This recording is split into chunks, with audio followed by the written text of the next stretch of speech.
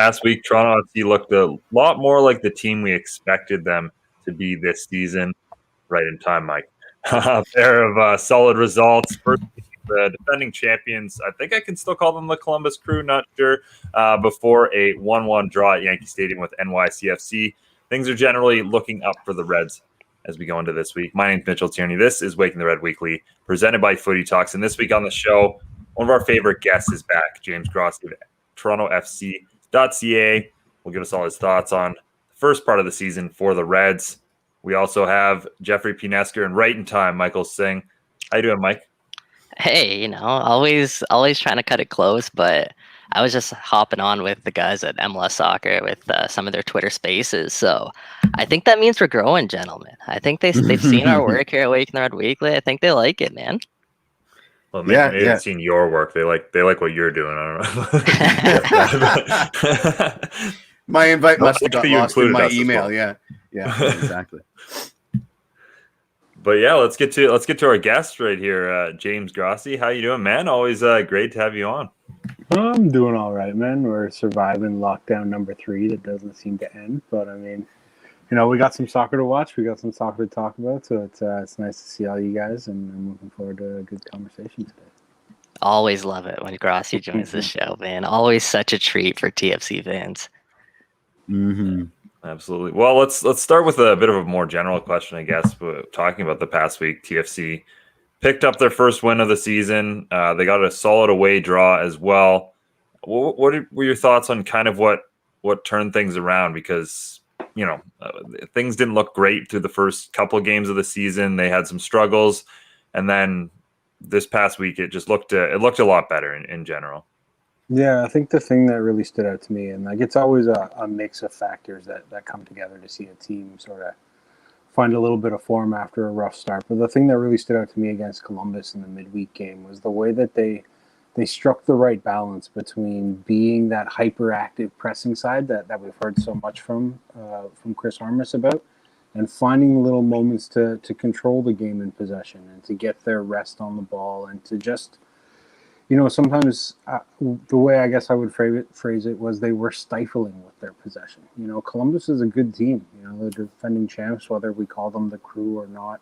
They're expected to do big things this year, and Toronto managed to have such control of that game that we barely saw what Columbus was capable of. They were missing a couple of guys. They were a little bit short on the bench. But that was a dominant performance, the kind of performance we haven't seen from Toronto since late last year when they did it to the Crew again at the end of last season. So I look at how they're navigating that sort of the desire that they have to be that pressing team, and what that means we're not entirely clear on, but also using their skill set of being, this is a team that's really good with the ball, a team that can play around people, and a team that is smart enough to know when to pick their moments. And I think if you look at that Red Bull game, which I think was the real game that sort of got the alarms blaring for everybody, mm-hmm. they were so disjointed and so unconnected, and that's always the risk when you're going with this is the wrong term, but I think it illustrates it properly, with mindless pressing, where you get disconnected from your teammates and the pitch ends up being 70 yards long, and Red Bull are just cutting through you like nothing. So how they strike that balance, Armas has said that he wanted them to rest in possession, and how much of it is foot on the gas and how much of it is controlling the game and choking the life out of the opponent. We're going to have to monitor that. We didn't see quite as much of a dominant level of control against NYCFC on the weekend, and part of that NYC's in form. You're playing on a little postage stamp. It's pretty hard to control anything, and everything's going a million miles an hour, and you turn and all of a sudden you're standing inside your own 6-yard box.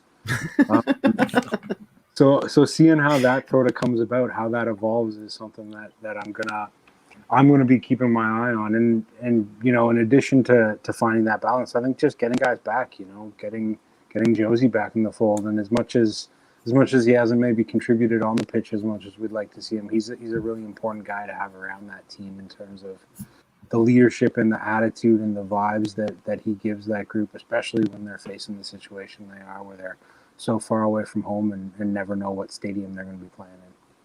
Yeah, well said there, James. And one of the questions that has come up, and you mentioned there at Yankee Stadium, how wild things can happen. We saw a pretty wild moment there with Alex Bono. Actually, probably a pretty wild couple of moments there with Alex Bono in net. I want to get your take on the goalkeeping situation early on, because obviously, 8-9 games into the season, Toronto FC head coach Chris Armas has yet to give Quentin Westberg a look in net, and he's obviously been the team starter the past 2 seasons. What's your take on the goalkeeping situation there? I understand why it's such a big sort of source of, maybe controversy is not the right way to put it, but something that everyone's asking questions about is exactly what's going on. You know, Q came into this team, and for the last 18 months, 20 months, whatever it's been, he's been the pretty clear number one. And I think the thing that sort of puts me off about reading too much into this is that we don't know an awful lot about what's going on behind the scenes. You know, we got word that Q was late reporting for camp, and that's sort of a no-no when it comes to your team and to what that means and what the internal dressing room rules are in terms of you know, how you make amends for that. And then what I would say is the games have come pretty thick and fast for TFC. There hasn't been a lot of time to adjust, to make the changes that maybe you will make. And you know, for Chris Armas to say this is a team that I thought is playing relatively well with Alex in the back, do we want to make that change right now just for the sake of making that change? You know, Alex is I think the game on the weekend was pretty instrumental for what we can expect from Alex. You know, he's going to make the occasional error. Every player does. You know, some especially when you're a goalkeeper, your mistakes are pretty magnified. And that one where the free kick gets away from him, and it's a pretty wickedly hit free kick, but you want to do better. The turf in Yankee Stadium, who knows what it's like. But again, you want to do better, and he rightly held his hand up afterwards. Then about 2 minutes later, in the next NYCFC free kick, he makes a pretty stunning double save that prevents the game from going 2-0 and very much helps TFC win what would turn out to be a point on the day. And so, you know, I'm with everybody else that I don't think we have the full story in terms of what exactly is going on. And the one other thing that I would throw out there, and this is just pure speculation, is that, you know, Westberg is 35. He's 35, he's 36. Goalkeepers can play much longer than your average outfield player, but Alex is 25. He's entering the prime of his goalkeeping career. He's probably a couple of years away from his prime, and he's a player that whether it is sell-on value or whether it is a guy who can be a starter for you for the next decade, there is value in getting Alex these reps right now. And so, you know, the other factor that you sort of have to consider is Q was very much brought in as that possession goalkeeper, a guy who was going to use his feet, and that was one of the elements that Greg Vanny liked about him so much, was he was that 11th player on the field. And if that skill set isn't as important when you're not trying to retain possession, then maybe you go for a bigger keeper. It hasn't exactly worked out on set pieces for TFC this year, but it's something that the coaching staff might be thinking. But I think like everything, it's a confluence of factors and a whole bunch of things. And yeah, it's going to be interesting to see sort of where this goes. You know, we're getting first part of the season's always really choppy. It's always hard to get guys minutes when you want to. And now we're entering a weirder spell where we have an international break and a Gold Cup coming up. So this is just going to be as disrupted. So stay tuned, I guess, is all I can say. So Alex is entering his prime. Does that mean Q's entering his Buffon years? Because I don't know. I think I might enjoy that. Just to follow up before I ask you my question, there's been a dialogue on the WTR boards that Chris is going to start Bones just because he doesn't want the confidence hit for that gaff. Do you think there's logic in that? So it's not even about, you know, who deserves a start. It's about not resting Bones and affecting his confidence towards the rest of the season. That's always a factor that you'd probably have to consider. But I think Alex isn't a young keeper anymore. You know, he'll have experienced the highs and lows that this game sort of gives you. He's in his fifth or sixth season with TFC, so he's a professional now. He understands that, you know, if his coach and his goalkeeping coach come up to him and tell him that, look, you're off this week, we need to get this other guy a rep, he understands that. He's been on the other side of that deal, you know? Okay. But at the same time, yeah, he's been on it a fair bit where he was the guy in the cup match or he was the guy that was coming in for the midweek game. The thing that I would say is that it's a little bit more awkward when you're no longer in that busy spell anymore. And all of a sudden, you know, TFC, they come out of this 4 games in 11. Nope. I was very curious. Yeah, we lost James. Well, I think what he was going to say, and I'm sure he'll let him continue, was that TFC, like perhaps it would have been easier for TFC to make that Quentin Westberg start in that rotation when there was a cluster of games, right? As opposed to now there's a week off. It's going to kind of reset there. We'll bring James back on and we'll let him finish his thought, but I believe that's kind of what he was saying. He's connecting his stuff. Okay, no worries. What are your guys' take on the goalkeeping situation? No, I wanted to talk about how much I love the turbo pitch at Yankee Stadium. Oh yeah, it's an absolute favorite. I love it. I absolutely adore it. But anyway, what I think of the keeping situation, I agree with you. I think fixture congestion was the time, and now we're past that. And James getting ready. Now we're past that, and it's going to be more awkward now when it didn't have to be. So, yeah. I think picked you up right in stride, James. You were saying like there's 4 games in 11 days that TFC played before, and now there's going to be kind of a week off in the goalkeeping situation. Yeah, it's a little bit easier to make that change when you can tell the guy that it's purely just because he's been on 4 flights in the last week, and you want to give the other guy. It's a little bit more awkward now, especially after the error on the weekend. But I think, you know, these guys are all adults. They're all professionals. If that's what Chris wants to do, they'll have that conversation. And I don't think Alex will think twice about it, you know? Nailed it. Cool. I had to predict what you were going to say next. And I absolutely nailed it, James. Let's go. All right. So, who's most impressed you this far in early days? And conversely, who do you think's been the biggest disappointment? I'll start out with the guys who have impressed me. And it's a couple of young guys. And I think they're young guys, and I'm picking 2 because that's what I always do when somebody asks me a simple question like this. Mm-hmm. And they've impressed me for different reasons. The first one is Schaffelberg, right? And Jacob's a guy that when he burst onto the scene at first, we were all marveled by his speed and his ability to use the wide spaces and his ability to get in behind and all those sort of dynamic elements to his game. Uh-oh. Don't let me do this again. I think James, your Wi-Fi is giving. Sort of flaw. Go ahead. No, he's back. He's back. It's just back. Oh. Right. Yeah. Or no. Yeah. Just start talking. Sort of knock you could have. The one sort of knock you could have on his game was that there wasn't as much of that finishing element. There wasn't as much of that end product as you would have liked. He was a guy that would get behind his defender and not always be able to create the final action that you wanted from him. And we saw Greg Vanny sort of sideline him a little bit last season where he was very much, you know, I think he went a couple of months without getting an appearance. And he was very much tasked with working on not just being a guy that turns the corner around the outside and having that option to go inside and finding ways to make himself dangerous in that final action. And, you know, I think this year between scoring his first goal on the weekend and some of the crosses that we've seen him be able to create, I've really been impressed with the way that he's taken that next step and taken his time away from the pitch to make himself a more dangerous candidate to be an impact sub or even a guy that can do some stuff for you right from the start of the match. And the other guy, for almost the opposite reason, is Ralph Priso. Yes, sir.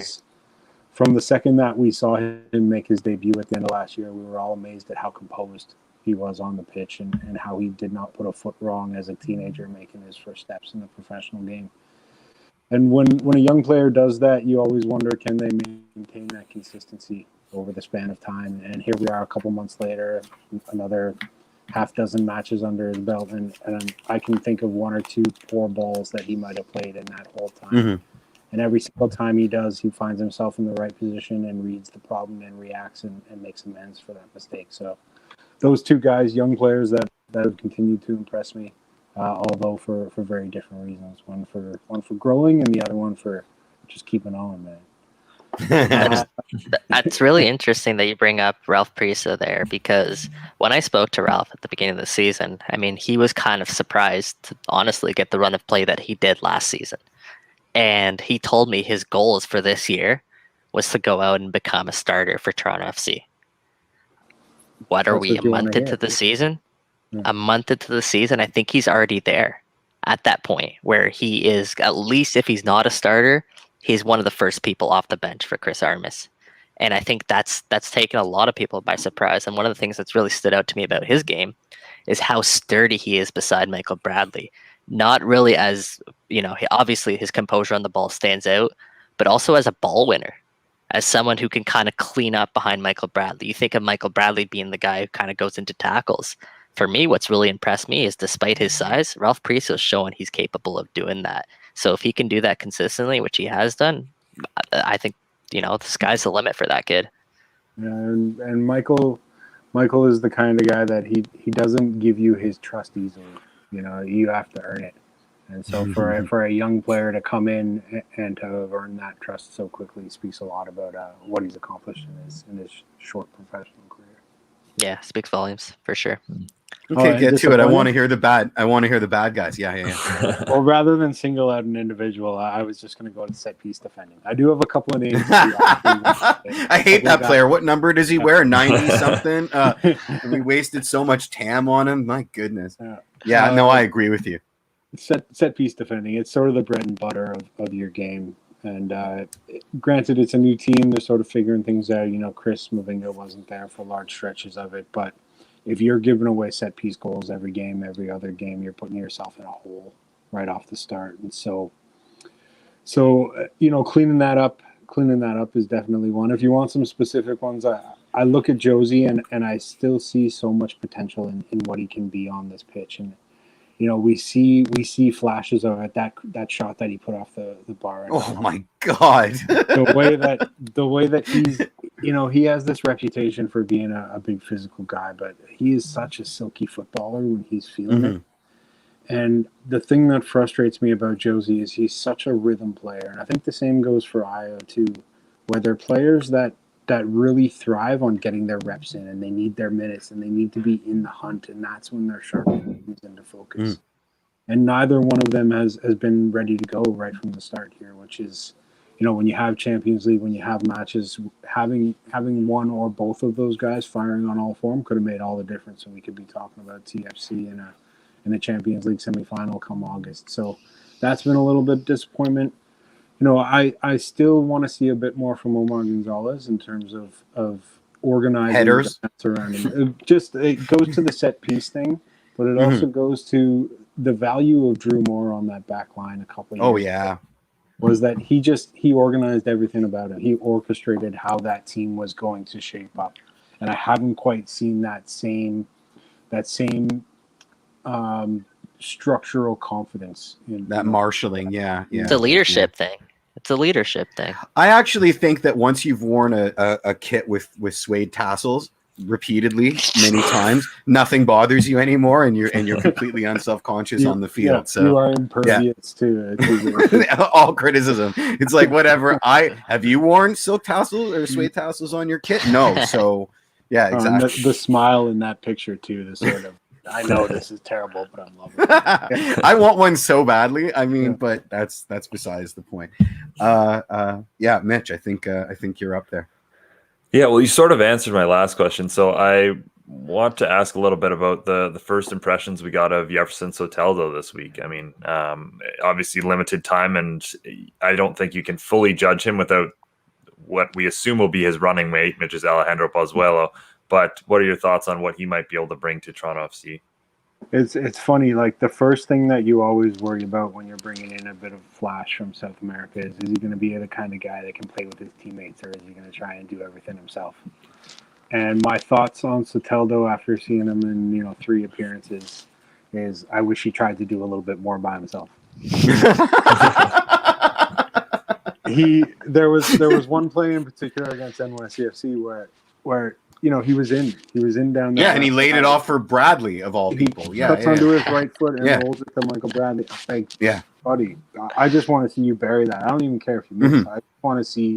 I want to get a feel for how dangerous you can be when you're in those positions. And so I think part of that is just, he's in a new place, he's learning a new language, he's ingratiating himself and integrating himself with his teammates. And so you don't want to be too much of a ball hog, but I'd like to see him do that a little bit more. And to be fair to him, like his cameo against, was it Red Bull that he came on for that first? Yeah. That Let's forget about that. Yeah. He was triple manned every time he got near the ball. It was I'm desperate to see what he will look like when this.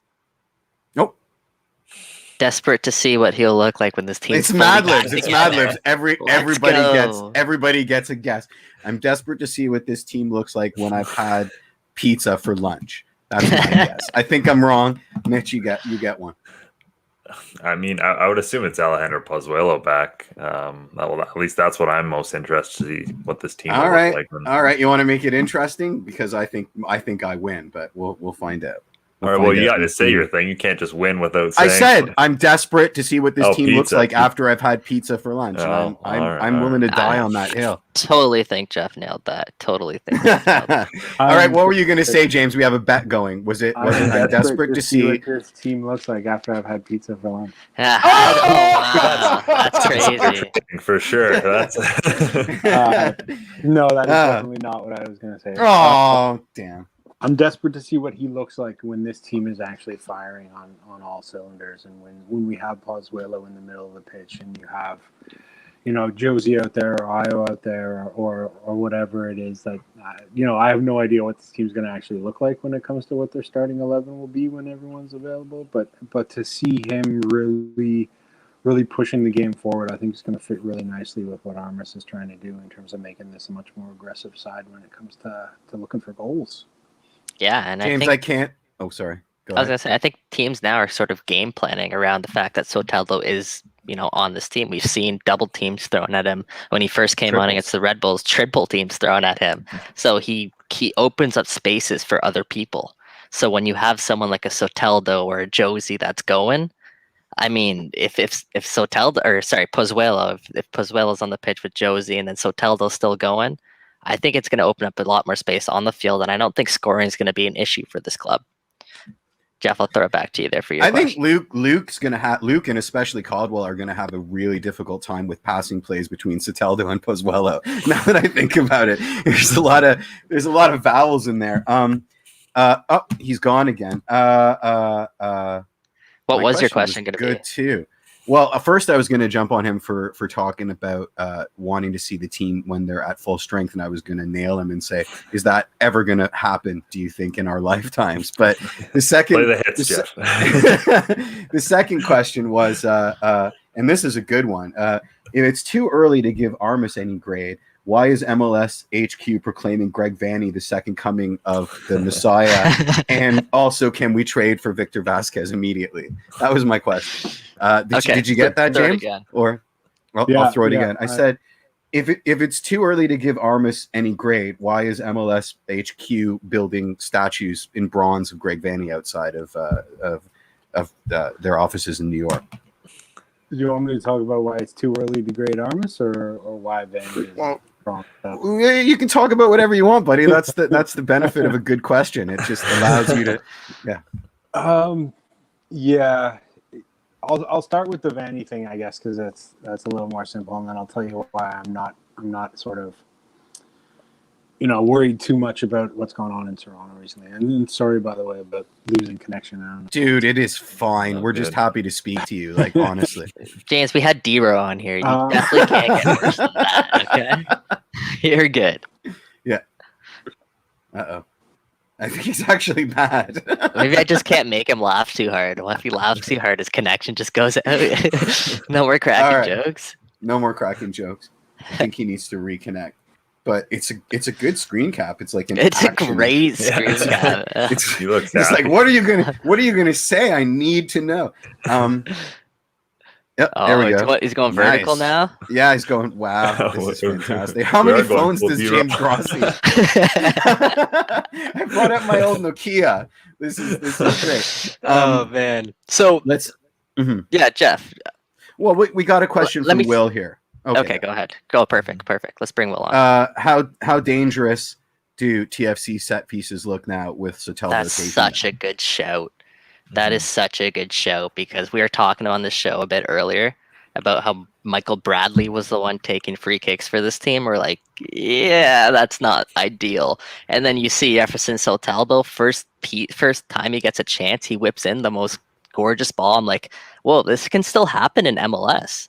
MLS players can still kind of play balls like this. This is possible. Yeah. And he reinstilled kind of hope there in Toronto FC's set pieces, at least from an offensive standpoint. I want to see him line one up from about 20 yards out, and I want to see what that looks like now. But let's throw it back to He's back. James, He's going to talk about LA Galaxy. Let's go.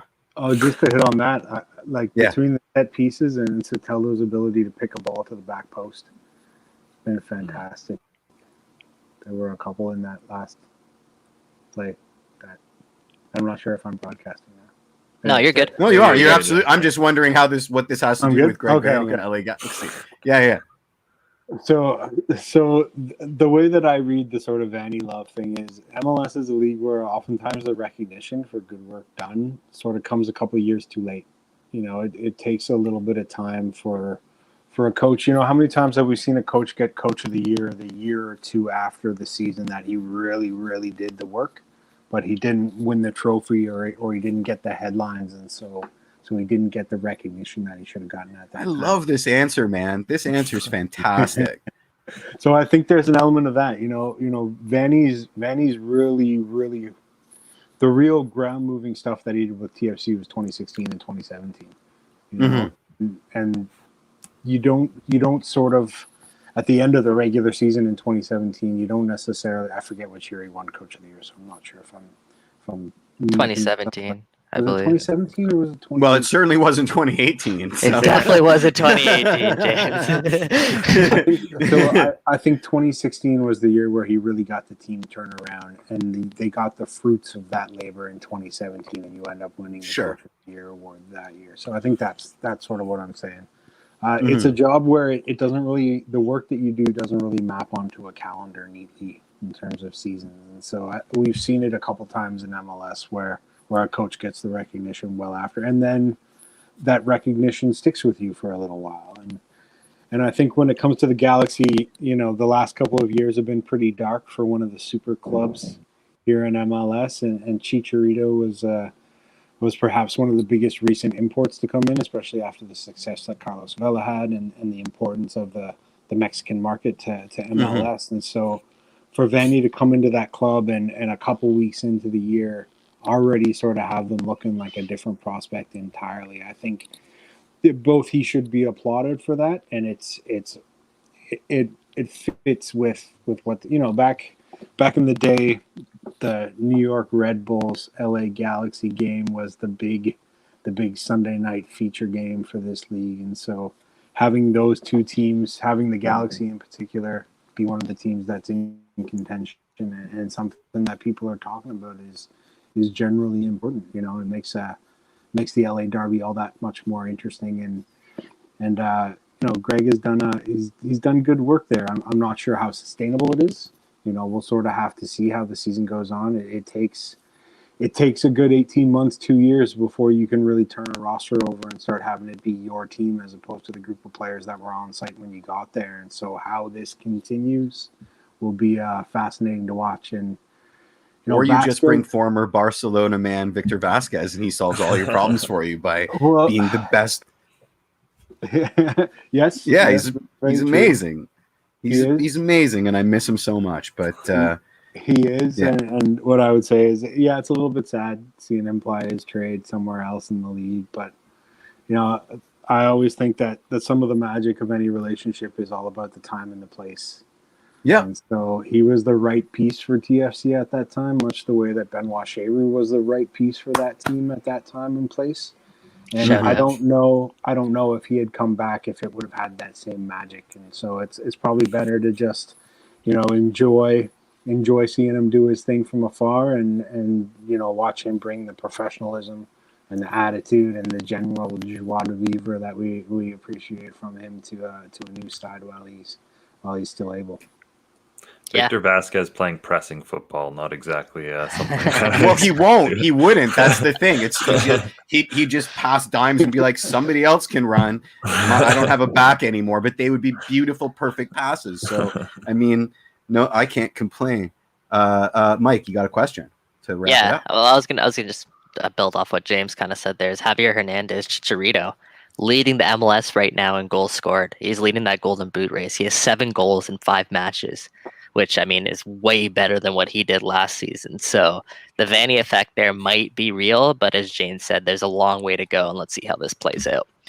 Circling us back to Toronto FC, one of the more unheralded players, I know you kind of touched on him earlier, but in my opinion, he kind of gets, it's unspoken. It's Chris Mavinga and what he can do at the back for Toronto FC. How much has he grown as a player since he arrived here? I think it was 2017.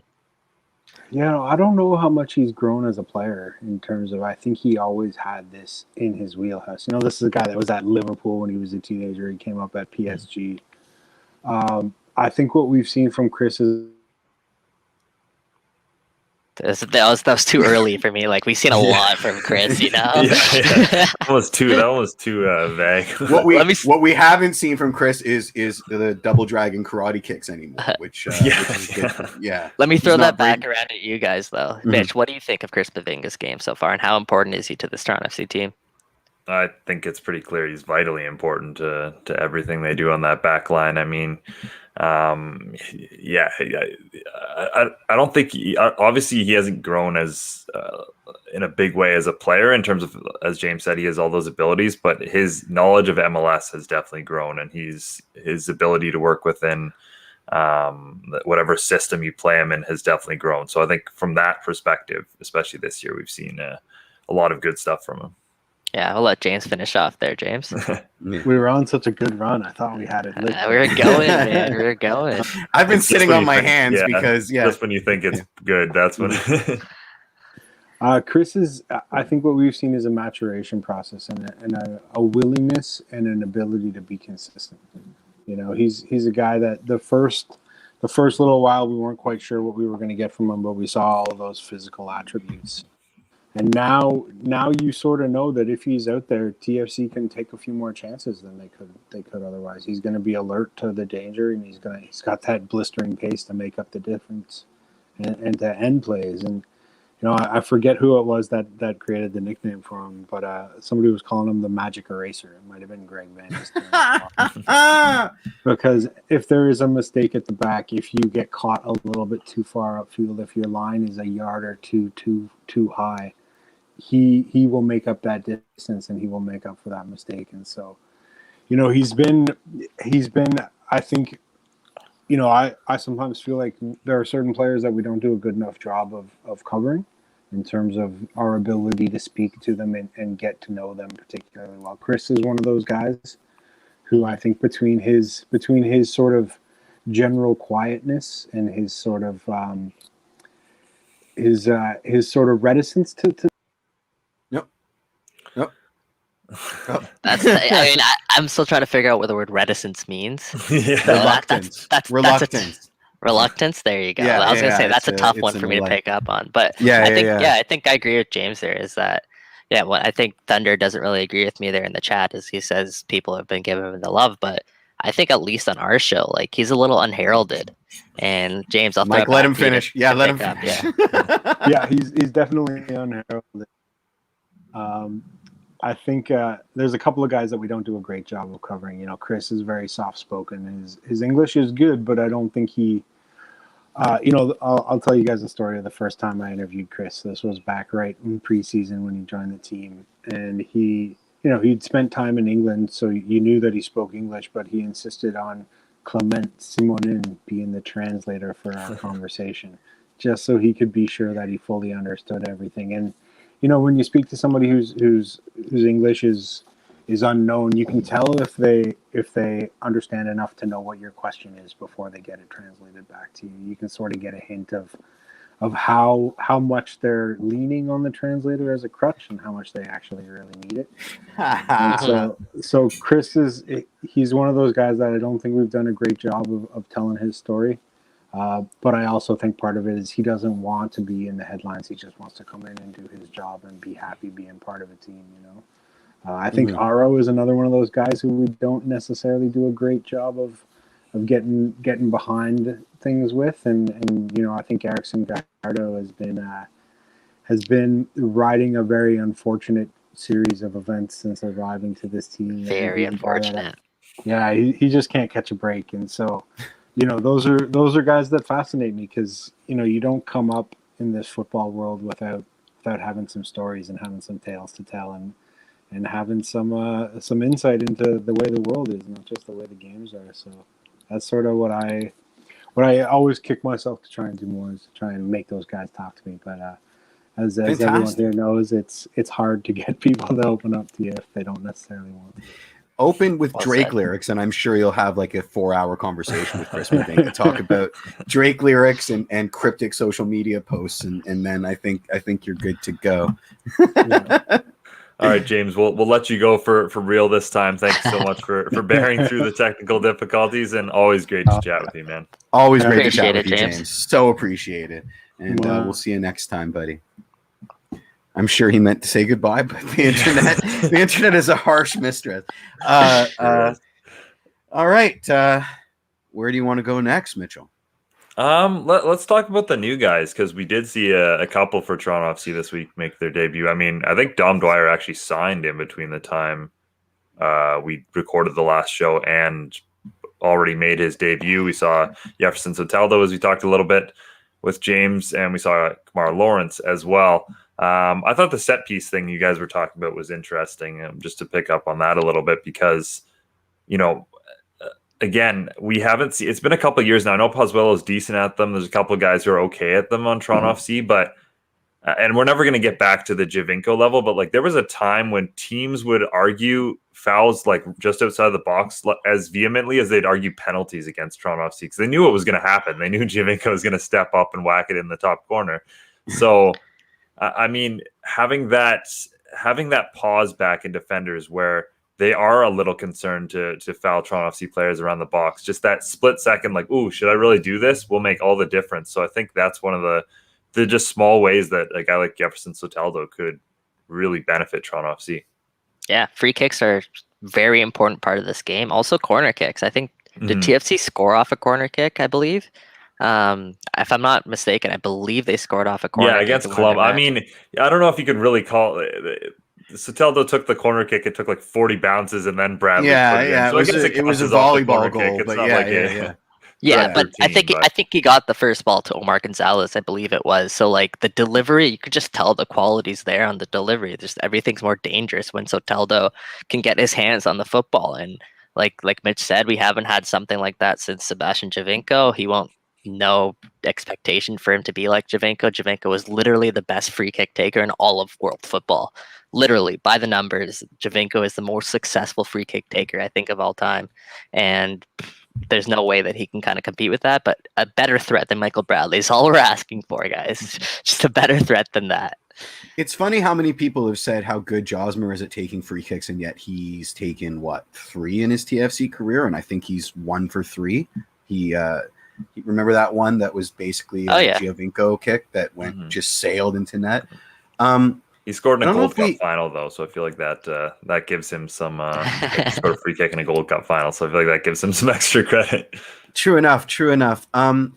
I think I brought this up on the post-game spaces, which is that somebody said, and I really wish I could remember who it was, but watching Soteldo reminds him of the first couple of games with Victor Vasquez, where, you know, Soteldo is putting balls into space, no one's there, and he's mostly frustrated because he's not going to change his game for MLS players. Like, that's where you should be, and eventually you'll be there. What would you agree with that sentiment?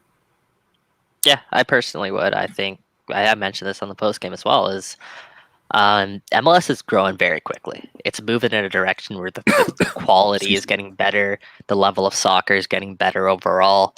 And I think the reason why TFC went out and got a player like Soteldo is because they like all of those aspects about his game.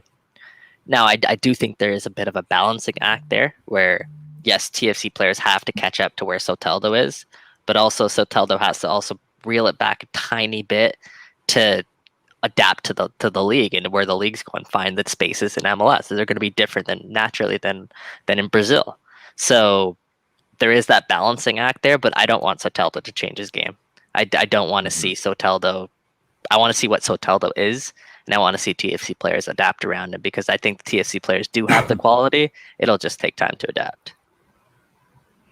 Yeah, and I think we've mentioned this before. Like when he gets those kind of more like-minded technical players in the field out with him, like Pozuelo and Osorio, I think that's going to be a massive difference. And that's when, those three, the combination play of those three could be absolutely lethal. Yeah, he's salivating at that. I think TFC put out a tweet this morning, actually, like right before the show, and it's the Venezuelan flag times the Spanish flag equals soon. And it was a picture of Pozuelo and Soteldo sitting next to each other on the bench. So, I mean, hopefully it's this weekend, but if not, then I think we're going to find out soon what that looks like. So what'd you think of your best friend, Dom Dwyer, Mitch? I mean, he's exactly as advertised. He comes in there, he creates chaos, and he creates a goal. That's exactly why I wanted him for Toronto FC, and it's interesting because I think this is something that might be, especially when you have 5 substitutes, this might be something that they can replicate throughout the season, is kind of a swap up top, whether it's both strikers, one striker. I guess they almost changed the entire front line if you want to talk about them. They almost did, yeah. Soteldo as well. Like, you wear down a team in a pressing system for the entire game, and then you can bring on another wave of guys who are going to do that again. And we've talked about Schaffelberg and the energy one of them might kill you. Yeah, exactly. Yeah, I mean, Dwyer's one of those perfect guys of playing the game on the edge and like really ticking off defenders without crossing it. He only has 2 red cards in his entire MLS career. That's impossible. That's impossible. Yeah, no, it's true. It's true. I looked it up. Okay, I'll double check that. That's because I mean, I did a double take at his goals per appearances because that was a surprise, right? Like, and I've said this on Twitter. People are like, "Oh, Dwyer's going to be an excellent third string striker. He's got more goals per appearances than anybody else on the team." Instantly when he walked on, and I thought that was impressive. But is that true? He has more goals per appearances. He's got more goals than Josmer. He's got he's got more goals. Yeah. But per appearances, I think Josie's had a shorter MLS I think career. In all competitions, he's got more, or it certainly was a number that I wasn't expecting. So Dom Dwyer definitely has more goals than Josie. He has the most goals on Toronto FC, most MLS goals. He was drafted in MLS, so he has been an MLS lifer. So like goals per game, I'm not sure if that's still better than Josie. It could be, very well be. Okay, but I might lean towards Josie Altidore there because Josie's only played with Toronto since 2015. So I think he has a shorter span there. But regardless, he's a goal scoring threat. As Mitch kind of mentioned, he's very powerful, and he, as Chris Armas mentioned before, the game, he adds this bite to Toronto FC that they didn't have. This he does. toughness, this edge, and it's something that they were looking for. They wanted to be a team that's tougher to play against, that teams don't want to play against.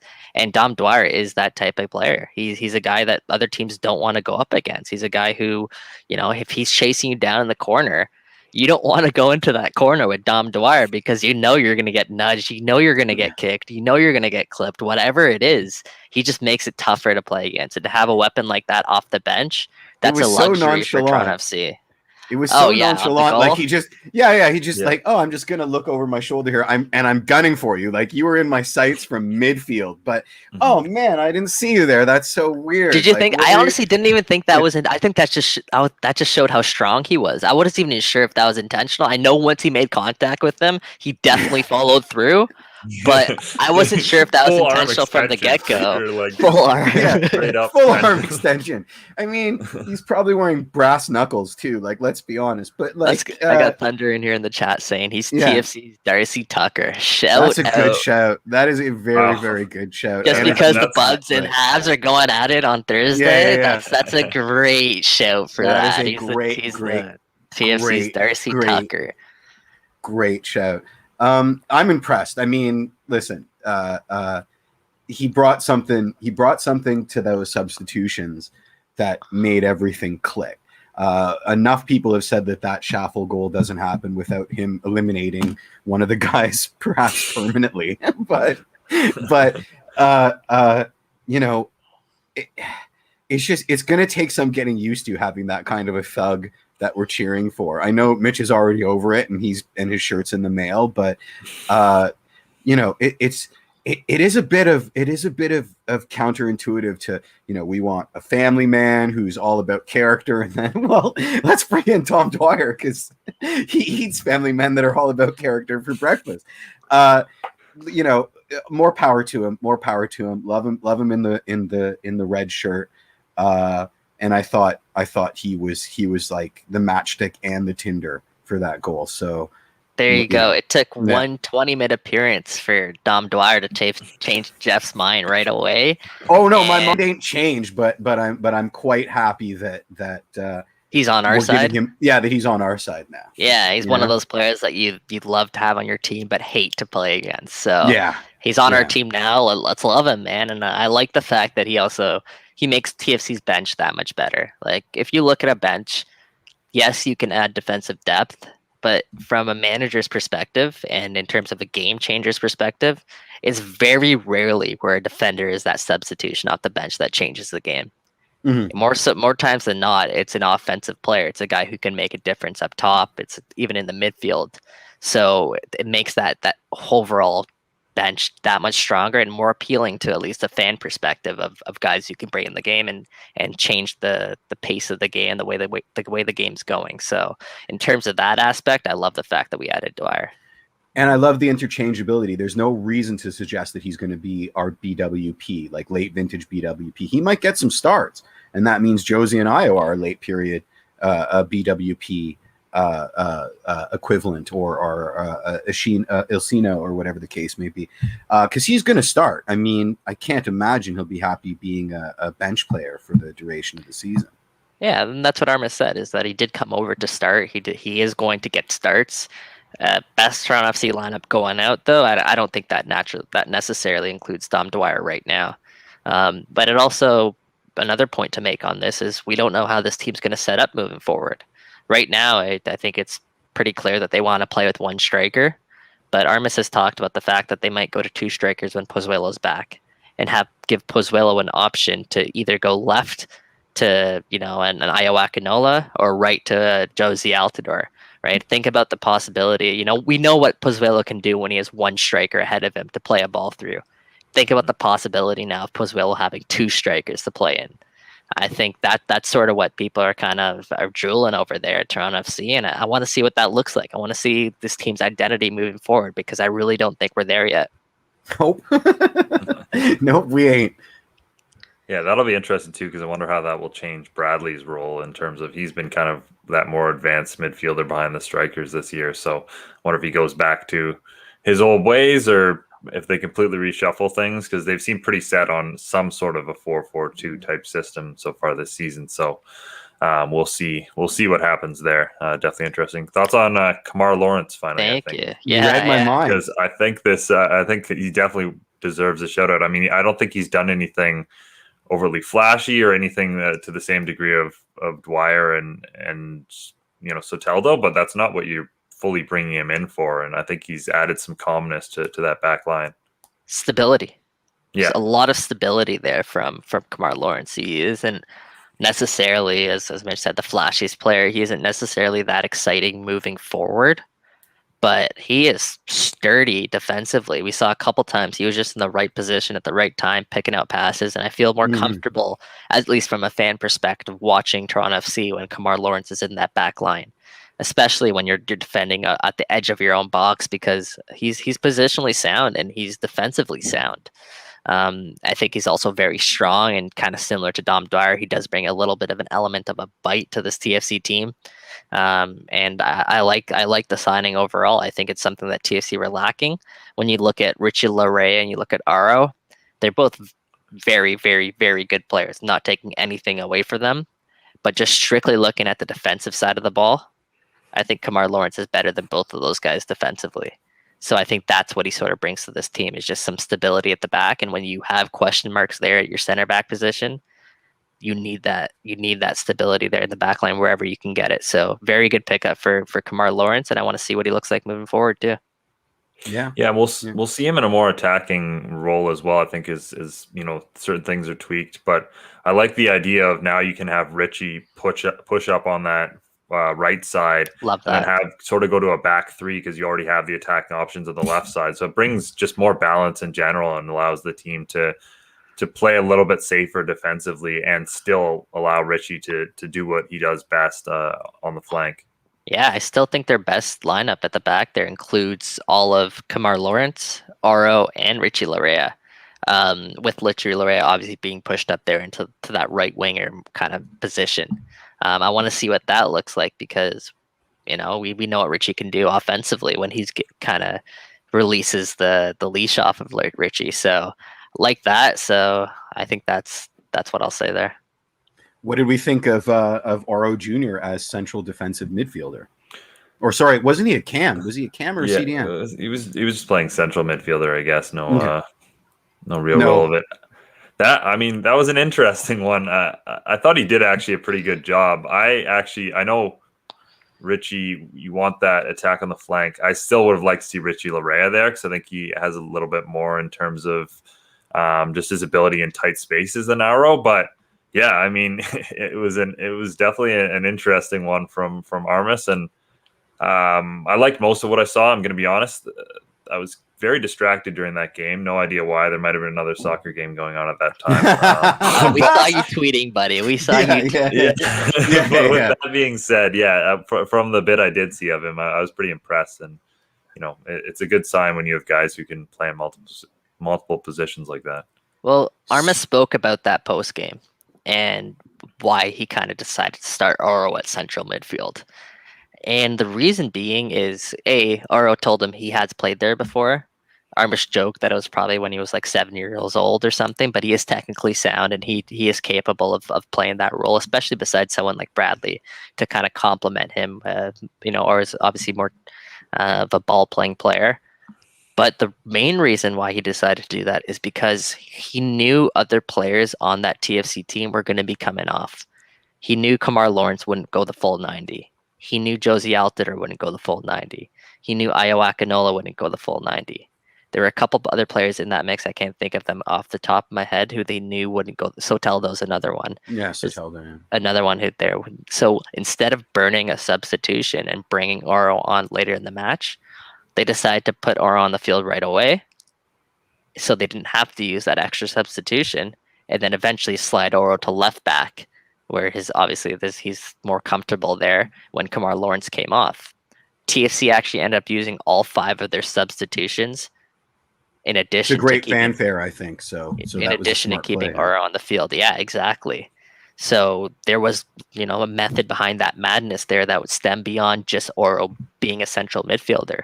It was the fact that, Armas knew he would need to get Oro in the game somehow, eventually, and why not get him in the game right away as opposed to burning a sub when your alternative might be someone who's a little bit better than Oro there at that position, but not incredibly, not much of a difference because, we saw Mark Delgado wasn't in that lineup. And Osorio's obviously out as well. And Ralph Priso, I think, was coming off a little bit of a knock. So, it just made sense to kind of put Oro in that position. And that worked out with Mullins and Schaff obviously making the difference there in the end. 2 substitutions. Sweet. Are we going to do the Michael Singh injury report? We can roll it. I don't know how much of an injury report I have, but let's well, do no, it. we can veto it and talk about salaries. We haven't talked about that. That's an interesting topic we can get into, and then just quickly for the injury report. No, you can't do it until I roll the title. So hold on. All right, roll the title. It's the Michael Singh injury report. Totally worth it. Okay. Yeah. So 2 things. I heard Delgado's just a little bit of a knock, nothing serious. So hoping he'll be back Saturday, and Osorio should be back on Saturday. He was kind of coming along last week, and Armas said he would have been available last Saturday, but they were going to take a cautious approach with Osorio. So I expect Osorio to be available Saturday, barring any other further setbacks. We know that injury is a complicated one, so you never know. In He terms would of have been back if Pozuelo, it weren't for you snooping kids. But anyway, continue. in terms of Pozuelo, I mean, he's been training with the Toronto FC team without any pain. Sorry, not with the team. He's been training alongside, the what do you call it, the athletic trainers and strength coaches. Oh. He's been doing all of that without any pain. He's been Without any pay? pain. Pain. Okay, So good. yeah, he's not hurting or anything like that. He's been sprinting. He's been doing stuff with the ball, and all of it's been okay. But they know the injury is there. They know the quad injury is there for Pozuelo. So it's that balance of making sure that's fully healed so nothing further happens, and getting Pozuelo back. And obviously TFC, before this last week, there's a lot of pressure mounting to bring Pozuelo back because TFC weren't getting results. I think they might have bought their superstar a little bit more time. Now, if I didn't see that tweet before the show where kind of teased that Soteldo and Pozuelo are coming back, I actually would have said that I don't think Pozuelo is going to be back this weekend. But the fact that TFC social media is sort of teasing that tweet with Soteldo and Pozuelo there, it kind of gives me some hope that we're going to see the two link up there up top this weekend. So keep an eye out on that. We will have an update on that closer to the match. When it doesn't happen, make sure to @ TFC social media with all your vitriol because we give you. No, I'm just kidding. Don't. They don't need it. Ivan wants to know about JMO. What's up with JMO?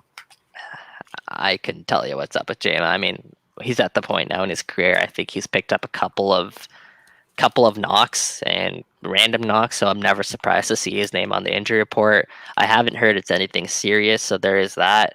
But now I'm not too certain what the deal is with JMO. Okay. All right. Well, let's finish up quickly with the fact that we can finally find out how much Toronto FC players are paid in this weird MLS landscape that we live in. We find out maybe twice a year at best, but we did so this past week. Toronto FC remain the second highest spending team in Major League Soccer. Oh no, they're the highest. They're the highest because this list was put out before Soteldo. Oh, he was Lawrence. Getting there. He was getting there. Sorry. I was, yeah. Thanks. Look at that face. He's so mad at me. But yeah, Inter Miami are up there as well, which again kind of always makes it funny when Toronto FC fans, talk about the cheap ownership, that sort of thing. That's a tired storyline. There's a couple that stick. That one is definitely tired. But Alejandro Pozuelo, fourth highest paid player in MLS behind Vela, Chicharito, and Gonzalo Higuain. He has $4.6 million per year. Any other numbers that stand out to you guys? I think certainly Richie's salary is probably one. Oh yeah, I tweeted that. Jeff, go ahead. Well, before we go TFC, so Gonzalo Higuain is making like $8 million, and his brother's making the senior minimum, which is very interesting. I suppose that was a consequence of them wanting so desperately to play together. Or it's Inter Miami, and he's got 16 condos plus the senior minimum. Back to you, Mike. Let's talk TFC number. You're saying Federico there? Yeah. Yeah, he was a player coach with DC right before that, right? Mm-hmm. So, I mean, I feel like he was already in the latter stages of his career. Obviously, this season, he showed us that he still has it, and he's definitely worth a little bit more than that, but I wasn't surprised to see him come in at that number. Now, to TFC, obviously, we talk about that. Richie Larea, that's highway robbery for Richie Larea, like $200 and something thousand. And it's his second contract, too. I think he re-signed last season with the club. Mm-hmm. And when you look at some of the numbers that some other guys are making there, and you think about where Richie Larea ranks in terms of significance to this squad and impact that he can make on this squad, again, highway robbery. He's not even in the top 10 of TFC salaries. And I think context is key here. His first deal when he came to us, like with nothing. Oh, he walked on. Senior minimum. So, and that was For about sure. $55K back then. So what's he making now? $300K? Like That's 250, 225. Okay, well, yeah, and bonuses are included in this too. So I mean, it is a steal, absolutely. But when you look at it based on the last contract, it's a rather monumentous increase. They're not going to be, Relatively, I guess. yeah, relatively. I mean, it was the same thing with Frazier. Somebody was saying, looking at the difference between, say, I'm just gonna pull it out of ether, but Precio's deal to versus Liam's deal. The context, of course, is Liam's deal is from a, the league is changing so quickly, and the pay is going up. But this is a contract that Laurier signed last season. Mhm. Like literally, Laurier was already making that impact last season. He finished 5th in Defender of the Year voting, 6th in Defender of the Year voting. Like this is a guy who we know who's been a game changer. Say, maybe last year he took a, this is a pandemic and we don't know when it's gonna end discount on whatever raise he was gonna get as a good hometown boy. Maybe. Perhaps I understand. I understand the logic kind of there behind it. I just want to point out that absolutely, it's ridiculous. That TFC got there. Another couple of guys that stood out to me. I think Chris Mavinga. He's making what, 800,000. Something like that. Man, you look at Omar Gonzalez is making about 1.1 million. Yep. I think Chris deserves a little bit of a raise there. And again, he's one of those players who actually just signed a new contract as well. So that's probably the number you're getting him at. And to me, that's quite a bargain. Aro's still at 388,000. I believe his contract is coming up soon. So that's going to be kind of a tricky one to sort of fit under that salary budget. So something to look out for there. And just moving down the table here, Eric Zavaleta, he deserves some love here. He deserves a ton of love here. Mm-hmm. Yeah, big time, man. He's making the league's senior minimum. Yeah, Justin Moore as well. But Eric Zavaleta is making the senior minimum for Toronto FC. And how often do you see someone of his experience get paid that much? He's a guy who is an MLS Cup winner, Generation Adidas draft pick. He has well over 100 appearances for this club. That's a good investment there, especially when you talk to some of the younger guys and you ask them, like, who are some of your role models there at the club. Surprisingly, Zabs is one of the most common names that kind of pops up there because he kind of gets along with everybody. There's a lot behind the scenes that we don't see. I think Chris Armas, and even on the broadcast, they mentioned this last game, is that there were two people that really stood out to them because they were in the stands, and that was Pozuelo yelling and also Eric Zavaleta. So there's a lot that Zavaleta brings to this team besides just his play on the field. And even in that, for a senior minimum, that's some good stability at the back there, in my opinion. So absolutely. I think Zabs is a bargain there. Absolutely. It's nice to see Oso make that making bank like that. That warms my heart. So love that. I think he's also another player. The most expensive Canadian player in Major League Soccer. Yeah, that's underneath Cava, right? Yeah. And I still think he's a bit underpaid there. I still think Ozo can potentially even make more money because he's that important to this team. I think he's that good too. I think he's one of those players that doesn't get really the love that he sort of deserves. But it's good to see him make at least, at the 5th, 6th highest most amount on this Toronto FC roster. 6. Josie's was a surprise. His contract must have been front loaded because we were a couple $1 million higher on all our guesses for what his yearly salary is. Mm-hmm. Bono, that's a Bez deal. It's like when Zaz was making $400K or something like that. Is it though? Because Bono re-upped not too long ago. For that money? It was a new contract. I'm not on board. I could be wrong, but no, I'm not sure. I can't say for sure, but that. I just want to preface that with it could be an Alex Curtis deal. I'm not sure. I'm not certain. I see that money, and that to me reeks of 2018. Bez just giving money to everybody but Stephen Beitashour kind of. Here's an interesting one. What do you guys make of Ayo Akinola's deal? He's getting paid right now, guaranteed compensation, $125,000. What do you make of that? Are there any caveats to that? Like, is he a Generation Adidas or homegrown? No. He's a homegrown, but it still counts against your salary. Generation budget. Adidas is only through the draft. Yeah, that's what I thought. Right? Again, it might be. Who knows with MLS? But what is he making? Like 100,000 and change? 125,000. Yeah. I mean, that's some good value there. That's some good value. Absolutely. I think another factor to consider. I think his contract is actually up at the end of the season.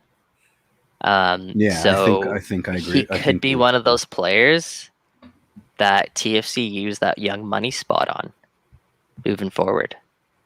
We only get one, right? They only get one, right? Well, one right now, and then you have to think about 2 steps ahead. Is at the end of 2022, Josie Altidore's contract is up. So then potentially from that point on, if TFC's youngsters are coming along like they appear like they will, then from that perspective, perhaps TFC go for a younger designated player then, and then get 3 spots at that point, reinvest back into their youth. Yeah, give them what they deserve. Yeah, exactly. Yeah, the other factor to consider into that is that we know a lot of these TFC youngsters do want to make the move over to a higher level, specifically Europe. So, it's something to keep an eye on, at least moving forward. But Iowa Canola at 125 is a bargain. Is a bargain right now, especially with what he did last year. Yep. Michael Bradley at $1.5 is still a bargain. Yeah, good shout. Great shout. He doesn't get enough love for that either. Taking that $5 million pay cut to become a TM player, so TFC can go and get another designated player. I'll tell you, and it pains me to say it, who isn't a good value, and it's number 10 on the list. Unfortunately, I mean the elusive TAM winger has cost us a ton of money over the years, but $330,000 for Erickson Gallardo is it gives me no pleasure to say it, but it's a misuse of funds. Yeah, good, fair shout, absolutely. But overall, this TFC team, if you look down top to bottom, and you got to give the front office credit for this, is that there's maybe 3 contracts on here that you can consider a bad contract, in my opinion, at least. And that's the one is Omar Gonzalez. I don't think that's a terrible contract.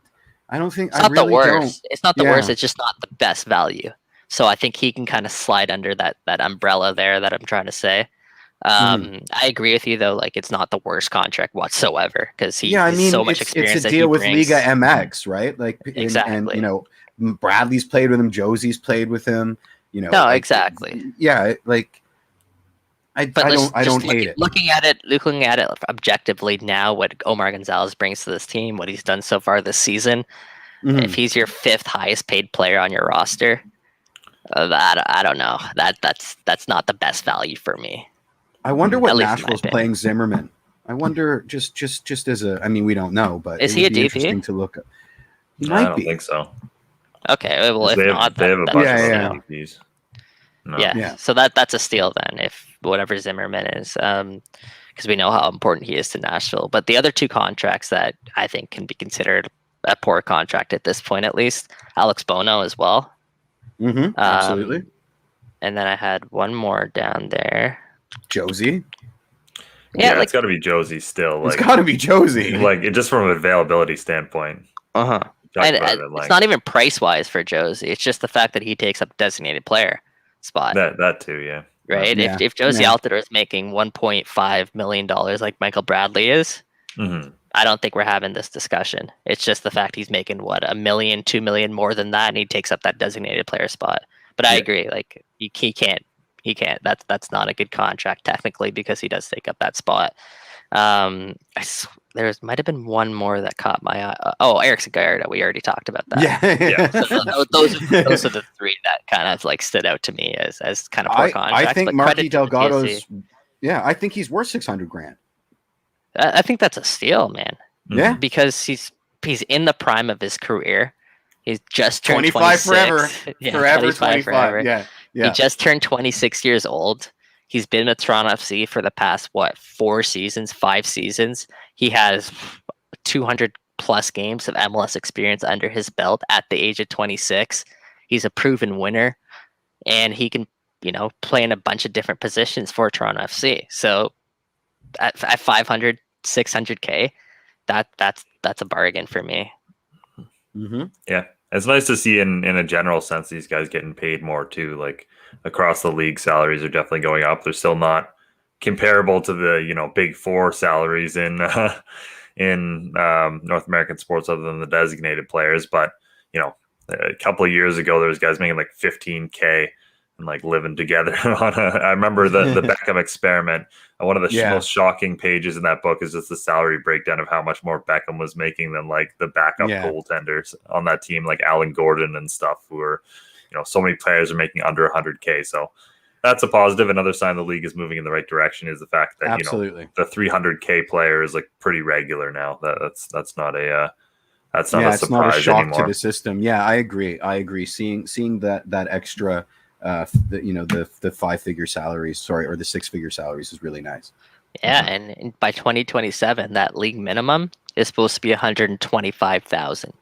Should have been a soccer player. It's only going up, man, and that's so relieving to see, because like when I was growing up and I was playing, there was no real outlet. Like even MLS, like you kind of like turn your nose up at that because we didn't really know what the players were making at that time, but you knew it wasn't that much. Yeah, exactly. Much, no. You think about like the CFL and like the amount of like having 2 jobs there essentially, and even the Toronto Rock and the NLL. Like I feel like MLS was kind of up alongside those leagues, and they were on the same caliber. And now I think it's kind of above that, and soccer players in Canada and North America have a real outlet now to sort of make it professionally within our own backyard. So that's so great to see. Well, and obviously it just makes the players that much better, right? Because you can focus on this full time and don't have to worry at all about anything related to that. So yeah, no, great to see. And I think we'll wrap things up there. Always great to tap into the wisdom that is James Grossi. Never disappoints. His Wi-Fi disappoints, but that's not his fault. I wasn't even disappointed. It was fun to play Mad Lib. So yeah, that's true. Yeah. We made the most of that. Thanks to Kevin and Sophia and Edwin for all their work producing and writing behind the scenes and doing everything to make this show possible. Make sure to check out the guys, and hey, maybe I'll make a little guest appearance this week over on the post game Twitter Spaces after every pre-game as well. FC game. You guys hear him? He's promising. You guys hear this right now? Mitch is promising to make his debut. Right. Saturday I'll be there. Let's go. Fantastic. Playing Saturday, right? All right. I hope so now, because otherwise you're doing a Spaces by yourself, and that just talking about the game, the game that no one saw.